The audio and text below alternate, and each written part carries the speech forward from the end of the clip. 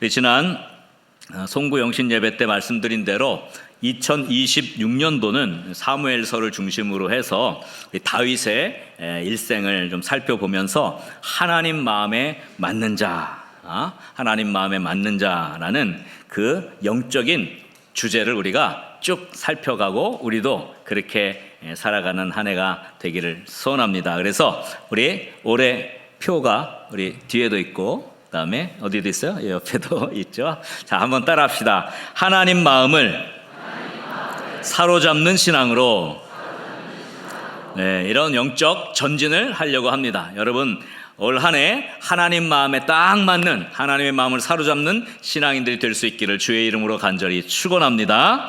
다시 한번 간략하게 좀 정리를 해보면 성경은 다윗을 가리켜서 이렇게 말씀하죠. 사도행전 13장 21절 22절에 보면 이렇게 말씀했습니다. 그 후에 그들이 왕을 구하거늘 하나님이 베냐민 지파 사람 기스의 아들 누구예요?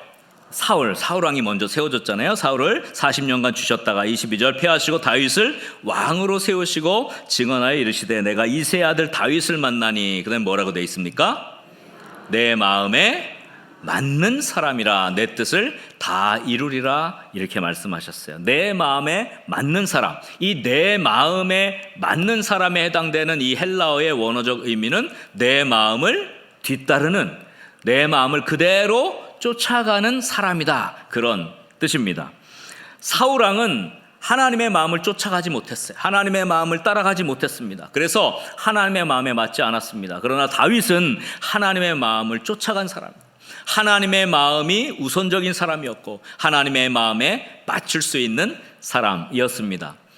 저와 여러분들이 우리의 삶을 살아가며 하나님의 마음을 맞출 수 있는, 하나님의 마음의 뒤를 따라갈 수 있는, 하나님의 마음을 쫓아갈 수 있는 그런 하나님 마음에 맞는 사람 될 수 있기를 주의 이름으로 간절히 축원합니다. 그래서 하나님께서 사무엘을 통해서 다윗에게 기름을 부을 때 하나님께서 주신 중요한 말씀 있죠. 우리 주제 구절 사무엘상 16장 7절 올해 우리 주제 구절인데 이렇게 말씀했잖아요. 여호와께서 사무엘에게 이르시되 그의 용모와 키를 보지 말라. 내가 이미 그를 버렸노라. 내가 보는 것은 사람과 같지 아니하니 사람은 외모를 보거니와 나 여호와는 뭐라고요? 중심을 보느니라. 하나님은 그 중심을 보신다는 겁니다. 하나님이 보시는 것은 마음이죠. 그 중심입니다. 이 사람이 하나님의 마음을 따르는지, 이 사람이 하나님의 마음을 따르고 쫓아갈 만한 사람인지 하나님은 그것을 보신다는 것입니다. 그런 사람을 하나님께서 찾고 또 그런 사람을 위해서 축복하시고 그런 사람을 사용하시는 줄 믿으시기 바랍니다. 그래서 우리 거룩한 문 성문교회 믿음의 영가족들 한 분 한 분들이 2026년도에는 하나님의 마음을 사로잡는 신앙인 될 수 있기를 간절히 소원합니다. 다윗처럼 하나님의 마음에 딱 맞는, 하나님의 마음을 쫓아갈 수 있는 그런 신앙인으로 하나님의 쓰임받고 하나님의 축복을 많이 누리는 2026년도 새해가 될 수 있기를 주의 이름으로 간절히 축원합니다. 자, 우리 한번 옆에 분들과 이렇게 한번 축복하면 좋겠습니다. 하나님은 중심을 보십니다. 하나님 마음에 맞는 사람이 됩시다. 할렐루야. 그래서 우리가 하나님께서 중심을 보신다는 것에 초점을 맞출 때 우리가 그러지 못하는 이유는 왜 그럴까요? 우리가 살아가는 삶에서 우리는 대부분 다른 사람, 즉 남들의 눈, 남들의 마음, 남들의 생각에 우리의 중심을 자꾸 빼앗기기 때문에 그런 거죠.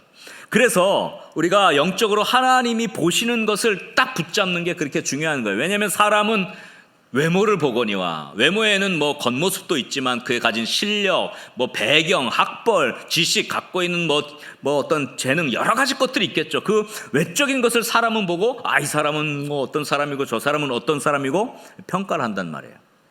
근데 하나님은 그런 걸 보시지 않고 그 마음이 하나님을 따를 수 있느냐, 그것을 보신다는 거죠. 그래서 대부분의 사람들이 하나님의 마음에 맞추지 못하는 이유는 뭡니까? 다른 사람들, 즉 남의 마음에 맞추려고 인생을 살아가기 때문에 그렇다는 거예요. 안 그런 것 같죠? 근데 대부분 우리는 다른 사람의 눈길과 다른 사람의 평가와 다른 사람이 나를 어떻게 생각하는지에 사로잡혀서 살아가고 있는 것을 발견하게 됩니다. 결국 그런 인생은 남에게 보여주려고 인생을 허비하게 되는 거죠. 그래서 오늘 본문을 통해서 우리가 깨달을 것 첫 번째, 한번 저를 따라하면 좋겠습니다. 남에게 보여지고 평가받는 것에 마음을 빼앗기면 중심을 잃게 된다. 여러분, 남에게 보여지는 것, 남에게 평가받는 것에 우리의 마음을 다 뺏기잖아요. 그러면 우리의 중심을 잃어버려요. 중심이 흔들리게 되어 있는 것입니다. 본문에 보면 하나님이 사울 왕을 버리셨죠. 마음에 맞는 새로운 왕 다윗을 선택하신 그 이유가 있다는 겁니다. 그래서 오늘 우리가 그 16장 우리 1절 본문 말씀에 보니까 이렇게 기록됐어요. 여호와께서 사무엘에게 이르시되 내가 이미 사울을 버려 이스라엘 왕이 되지 못하게 하였거늘 내가 그를 위하여 언제까지 슬퍼하겠느냐. 너는 뿔을 기름에 채워가지고 가라. 너를 베들레헴 사람 이새에게로 보내리니. 그 다음에 뭐라 그랬어요? 이는 내가 그의 아들 중에서 한 왕을 어떻게 했다고요? 보았느니라 하시는지라. 하나님이 이새의 아들들 가운데 한 왕을 이미 보았다고 하신 것은 하나님 눈에 발견되었다는 뜻이에요. 하나님 눈에 딱 드는 사람이 그 이새의 아들들 가운데 있다라고 하는 말씀입니다. 사무엘이 베들레헴으로 갑니다. 근데 사무엘도 사실은 두려웠어요. 왜냐하면 이 소식이, 왕을 세우기 위해서 기름 붓는다는 소식이 사울 왕의 귀에 들어가면 지금 사울 왕의 마음은 하나님을 따르지 않는 거거든요. 하나님을 두려워하지 않습니다. 그러니까 심지어는 사무엘조차도 죽일 수 있을 만한 그런, 마치 그 마음에 다른 것들이 꽉 차 있는 그런 상태예요. 그러니까 사무엘도 두려워했어요. 오늘 우리가 읽었잖아요. 사무엘이 사울 왕의 일을 들으면 나를 죽일 거예요. 하나님 괜찮습니까? 가라고. 가서 제사를 드려라.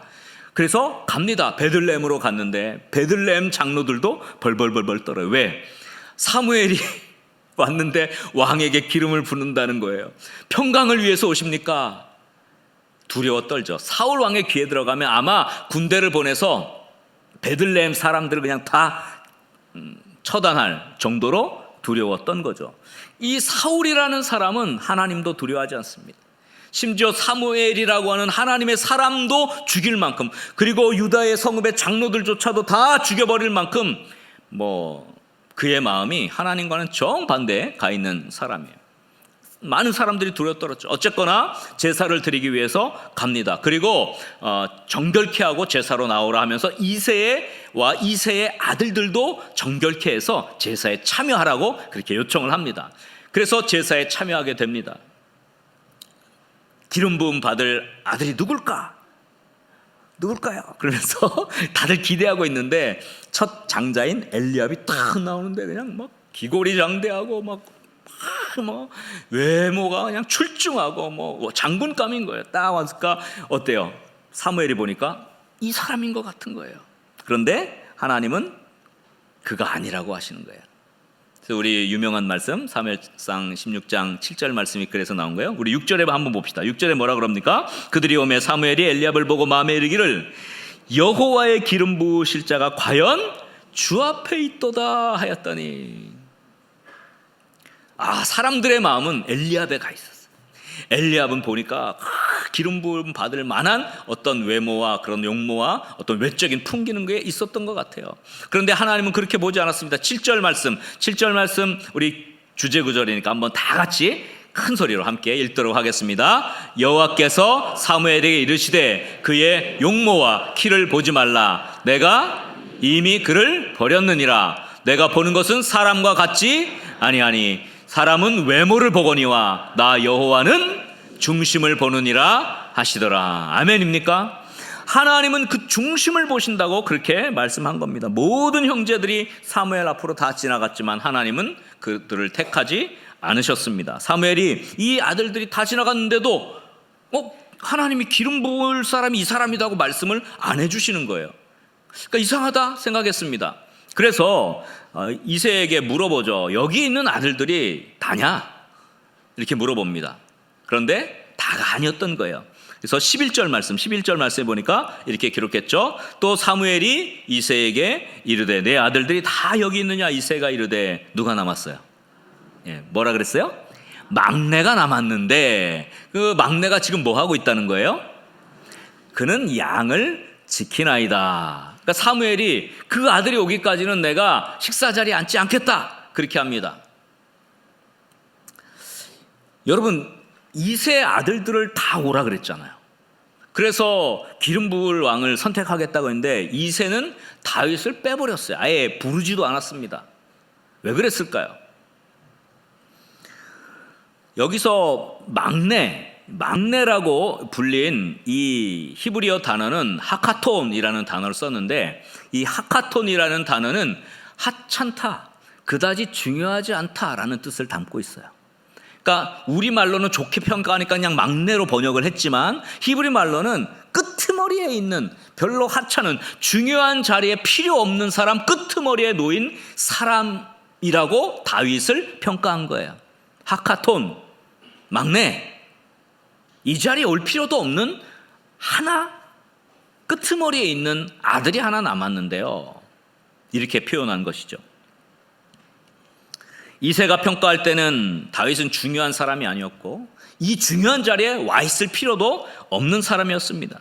기름 부음에 어울리지 않는, 왕이 될 것에 어울리지 않는 사람이었죠. 아마도 모든 베들레헴 사람도 그렇게 생각했을지도 모릅니다. 아무도 왜 다윗을 안 불러왔냐고 얘기하는 사람이 한 명도 없었어요. 심지어 그의 형들도 마찬가지죠.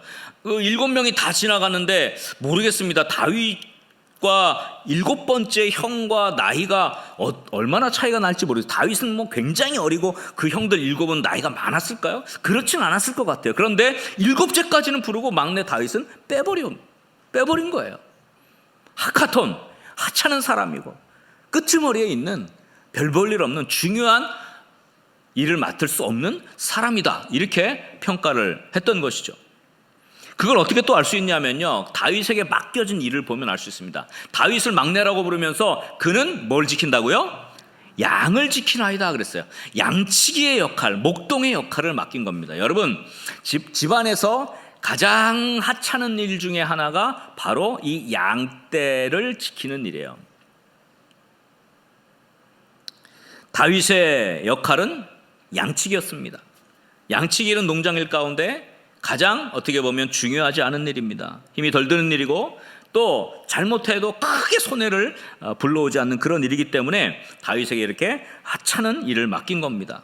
다윗은 양치기를 하느라 먼 곳에 갔기 때문에 올 수도 없었습니다. 다윗을 부를 생각도 하지 않았고요. 심지어는 여러분, 제사를 드려야 되니까 이 제사는 어떻게 합니까? 정결하게 해야 되기 때문에 사무엘이 말하잖아요. 성결케 해서 제사에 참여하라고. 이세 아들들도 성결케 하라고. 근데 여러분, 양을 친다는 거는요, 양을 돌보다 보면 양의 오물이 묻게 돼 있어요. 그리고 이 양치는 일은 사실 굉장히 지저분한 것을 함께 해야 되는 일입니다. 그러니까 항상 몸이 더럽혀져 있어서 성결하지 못한 상태예요. 그래서 양치기는 아주 천한 일이었습니다. 양치기는요, 이 사람들이 인정하지 않는 아주 천한 일이었습니다. 다윗에게 그런 걸 맡긴 거예요. 그러니까 다윗은 성결하게 할 수도 없었고 몸에 양의 오물들이 잔뜩 묻어 있는 상태였을 거죠. 그런데 놀랍게도 사람들이 하찮게 여기고 사람들이 중요하지 않은 사람이라고 생각했던 이 다윗을 불러 다윗에게 하나님이 기름을 부으라고 하신 것이죠. 우리 읽은 마지막 9절, 12절, 13절에 그렇게 말씀을 합니다. 이에 사람을 보내어 그를 데려오매 그의 빛이 붉고 눈이 빼어나고 얼굴이 아름답더라. 여호와께서 이르시되 이가 그니 일어나 기름을 부으라 하시는지라. 13절에 보니까 사무엘이 기름 뿔 병을 가져다가 그의 형제 중에서 그에게 부었더니 이날 이후로 다윗이 여호와의 영에게 크게 감동되니라. 사무엘이 떠나서 라마로 가니라. 이렇게 다윗에게 기름 부어지는 장면을 오늘 우리는 볼 수가 있습니다. 여러분, 다윗이 사람들의 평가에 연연하고 남들이 보는 눈길에 마음을 뺏겼다면 아마 다윗이 다윗 되지 못했을 겁니다. 그에게 하찮은 양치기의 일이 맡겨졌든 남들이 자기를 인정하지 않고 정말 끄트머리에 있는 하카톤이라고 부르든 다윗은 그것에 연연해하지 않았음을 알 수 있습니다. 여러분, 남에게 보여지고 남에게 평가받는 것에 마음을 뺏기면 여러분 마음의 중심을 잃게 되는 것이죠. 철학가 쇼펜하우어가 남에게 보여주려고 인생을 낭비하지 말라라고 하는 그 아주 재미있는 제목의 책을 썼는데요. 그 책에서 이렇게 이야기를 합니다. 제가 조금 인용을 하겠습니다. 나 자신의 가치와 외부 평가 사이에서 길을 잃지 않으려면, 자, 무슨 말이에요? 나 자신이 갖고 있는 고유한 가치가 있어요. 그런데 외부의 평가, 다른 사람들이 보는 평가가 있단 말이에요. 그 사이에서 길을 잃지 않으려면 스스로가 어떤 사람인지 누구보다 제대로 알아야 한다. 그렇게 이야기를 합니다. 그러면서 이렇게 계속해서 이야기하죠. 인간의 본성은 특별히 나약하게 타고남으로 타인의 눈에 비치는 자신을, 즉 인간의 본질이 연약함이 있는 거예요. 이 중심이 흔들려요. 중심이 없어요. 가진 게 빈약해요. 그래서 자꾸 타인의 눈에 비치는 자신을 과도하게 의식하며 살아간다는 거예요. 대부분의 사람들이 타인의 눈에 내가 어떻게 비치느냐가 굉장히 중요한 가치처럼 여겨지고 살아간다는 거예요. 근데 사실 그것이 조금만 깊이 생각해 보면 그것이 우리의 행복에 중요하지 않은 건데도 우리는 다른 사람의 평가를 통해서 나의 행복을 잘 찾으려고 한다는 거예요. 그게 잘못됐다는 겁니다. 그래서 쇼펜하우어가 이런 말을 합니다. 그래서 나는 모든 인간이 다른 사람의 호의적인 생각을 알아차리고 나를 좋아한다는, 나를 뭐 이렇게 칭찬하고 나를 평가를 잘해주는 그런 걸 알아차리고 그 다음에 자기의 허영심이 충족될 때 몹시 기뻐하는 그 속내를 이해할 수가 없다. 이렇게 이야기를 합니다. 그러면서 이렇게 비유를 해요. 이렇게 쓰다듬으면 자동적으로 가르랑대는 고양이처럼, 예? 고양이는 어때요? 쓰다듬어주면 아이고 좋아라 이러는 것처럼 인간도 그 수준이라는 거예요. 그냥 칭찬해주면 그게 단 줄 알고 가르랑대는 고양이처럼 인간은 자기가 자신 있는 분야에 대해 입에 발린 거짓말 같은 칭찬이라도 받으면 대번에 얼굴색이 환해진다. 대부분의 사람이 이렇게 남에 의해서 자기 정체성이 결정되는 거예요. 이건 정말 빈약한 거라는 거예요. 중심이 없다는 겁니다. 그래서 이렇게 이야기하죠. 즉 자신의 현실의 모습이 아니라 타인의 눈에 비친 자신의 모습에서 행복을 찾을 수밖에 없는 사람은 가진 자원이 아주 빈약하다. 그 내면이 텅 비어있다. 내면에 꽉 차 있지 않다. 중심이 없다. 그렇게 이야기를 하는 거죠. 그래서 그 인생은 남에게 보여주려고 낭비하는 인생, 진짜 자기를 찾아가는 인생이 아닌 것이 된다는 것입니다. 여러분, 다윗이 남들이 목동 양치기 하는 것을 하찮게 여기고 정말 저 끄트머리의 사람이라고 생각하고 평가하든지 다윗이 거기에 마음을 뺏겼으면 다윗은 신세를 한탄하면서 아이고 내 팔자야, 아이고 내 신세야, 우리 형들 7은 다 저 기름 부음 받으러 저기 제사 드리러 가는데 나는 여기서 양이나 치고 있구나, 이렇게 한탄하며 자기 인생을 자포자기했을 거예요. 그러나 다윗은 절대로 그렇게 하지 않았다는 것이죠. 그들의 평가가 다윗 자신이 아니에요. 여러분, 사람들이 나를 얘기하는 게 내 자신이 아닙니다. 그 사람이 말한 것이 나를 만들어내는 게 아니에요. 사람의 평가는 나를 평가하지 못합니다. 오직 우리를 평가하실 분은 하나님이신 줄 믿으시기 바랍니다. 하나님이 평가하는 거죠. 사람들이 하는 이야기에 마음을 뺏기면요, 중심을 잃어버리는 거예요. 여러분, 사울 왕이 왜 실패했는 줄 알아요? 사울 왕은 사람들의 마음을 쫓아가다가 실패한 거예요. 사람들의 마음에 잘 들기 위해서 사람들의 칭찬을 받고 그렇게 하게 쫓아가다가 하나님 쫓아가는 걸 잃어버린 거예요.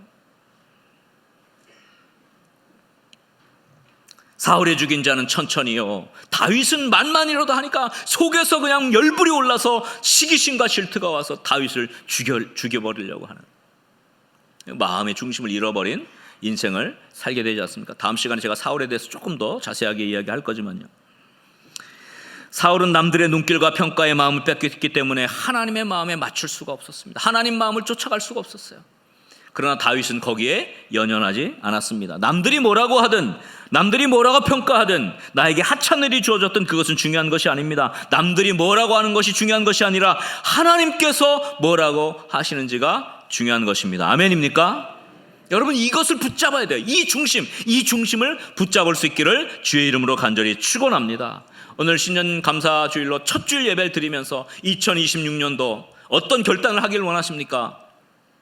또 청직의 임명이 있습니다. 신임 재직들, 또 교구장, 또 명예권사, 또 신임 집사로 이렇게 임명되시는 분들이 있습니다. 여러분 어떤 마음으로 한 해를, 아니 평생을 살아가길 원하십니까? 여러분 중심을 잡으십시오. 남들이 뭐라고 하든, 남들이 어떤 일에 대해서 어떻게 평가하든 우리의 마음은 하나님께로 가 있을 수 있기를 주의 이름으로 간절히 축원합니다. 그래서 하나님께서 보시는, 하나님의 발견되는 중심을 붙잡는 믿음의 사람 다 될 수 있기를 주의 이름으로 간절히 축원합니다. 우리 한번 옆 사람 이렇게 다짐해 봅시다. 남의 평가에 마음을 뺏기지 맙시다.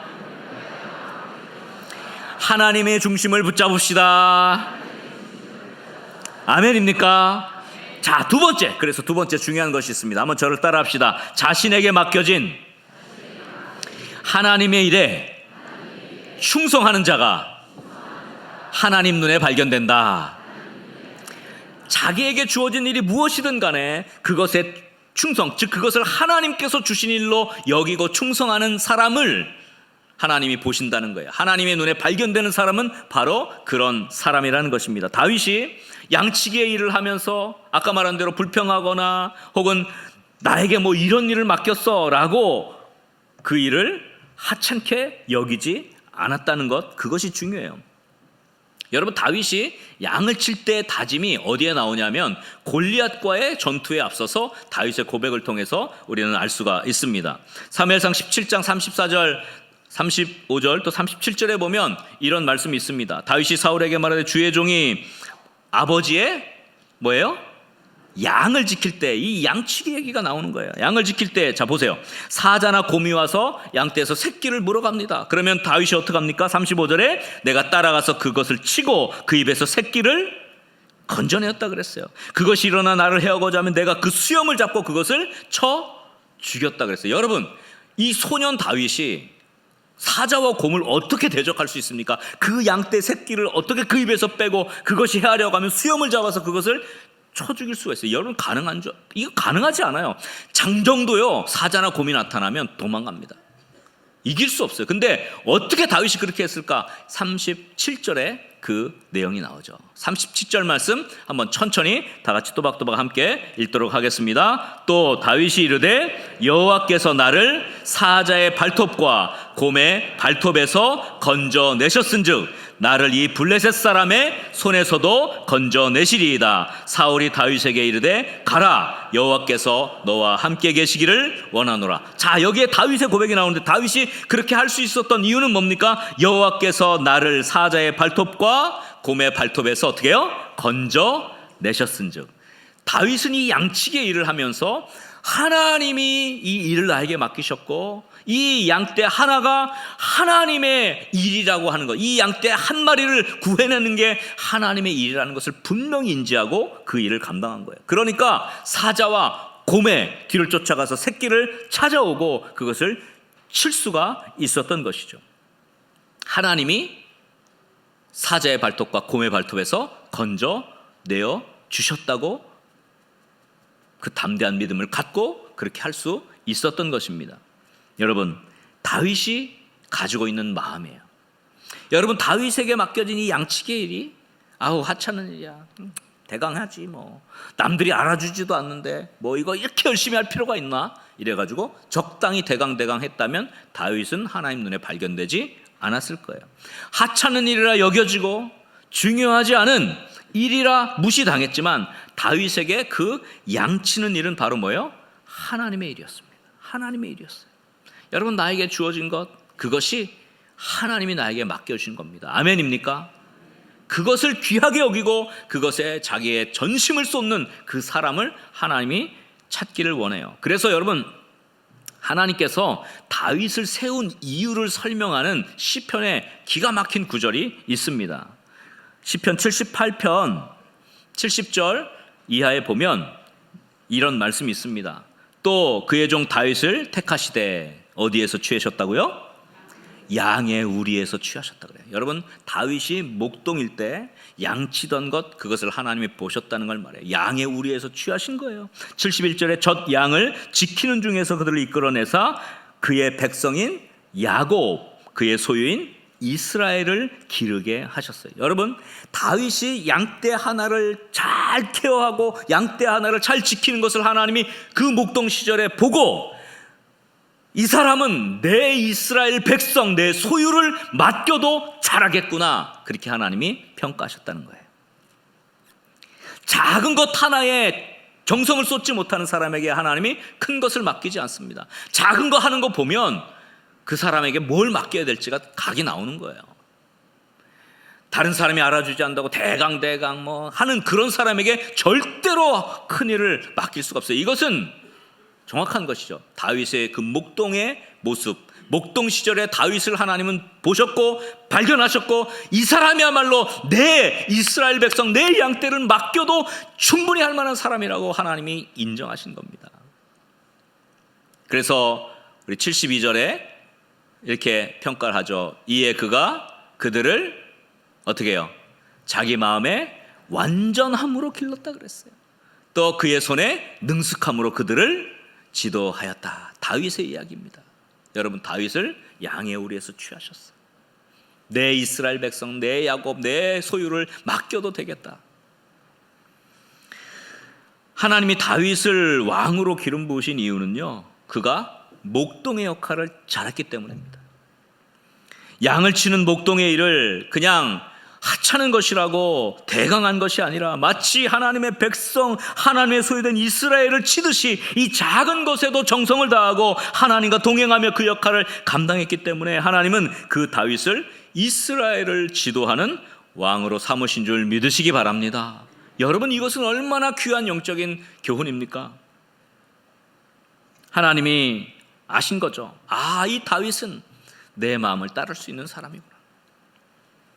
하나님의 눈에 발견된 다윗, 자신에게 주어진 일을 하나님의 일로 여기고 최선을 다했고 믿음으로 하나님과 동행을 했던 것입니다.